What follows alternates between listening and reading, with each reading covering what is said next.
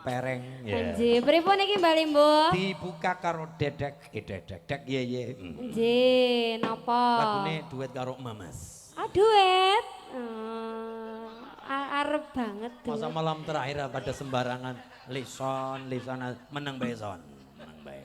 Tukang son ke jam melu-melu. Melu-melu. Aja, ini beda kamar. urusannya beda. Lagune nopo dek? Monggo. Badhe niki wonten kali. Heeh. Masa bendrong kulon.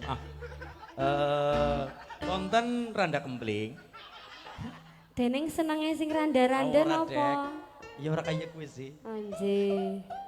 Terus logi wonten kali katresnan sejati. Katresnan sejati mawon mboten napa-napa. Saged. Rale berarti wong bagus ojo sira nelongso. Yo dek dirali dek. Pira nadane sepira? Ayo bareng dek Yai dibuka ben. Radi pilek ngapunten nggih, Mbak Limbo. Disamakan dulu sama Mas Yunus. waduh. Jan gagah banget kok Mas Yunus. Lah, jadi sawang kayak memper. Kayak Wong segitu nggih. Wong bagus aja sira nelongso. Aku teko gendong tresno. Lelangen asmara gawe seuroso. Nambani atiku jiwa. Nimas tentremo atimu. Aku setya ngenteni sliramu. Kangen ku bisa ketemu. Tresno suci manggiya rahayu. Tresno suci manggiya rahayu. Yo, kaya ngapa bersama Nyu Sekar Wijaya. Ayo. Yo.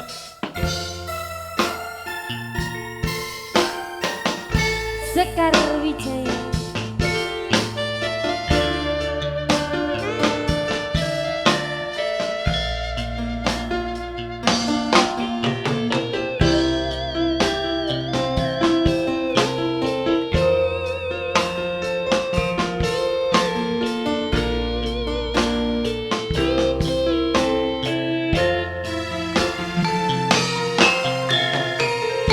Janji tresno disekseni. Lintang-lintang ing tengah ing wengi. Ati kang nandang asmara. Gusti kula paringa ngusada. Rembulan ing wayah wengi.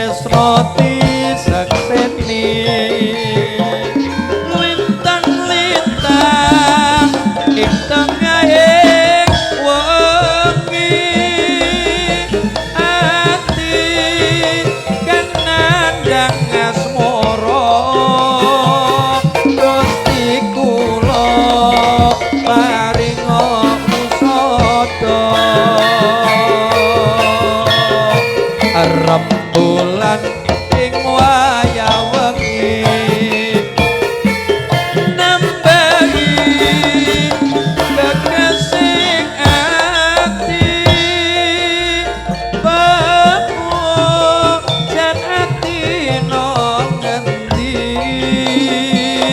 duwong manis kang tak ati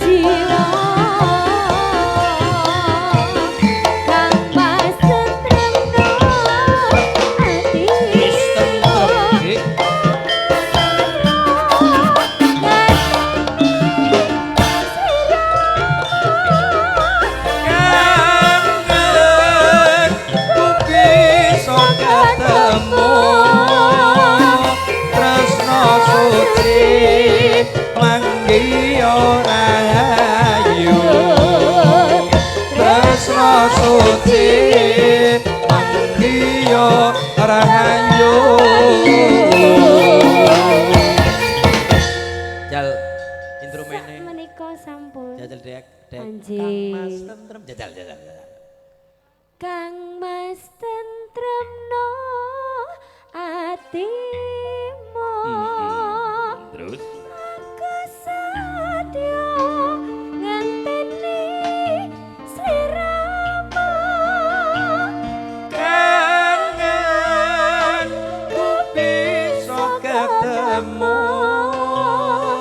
tresno suci manggi ora rayu tresno suci manggi ora rayu.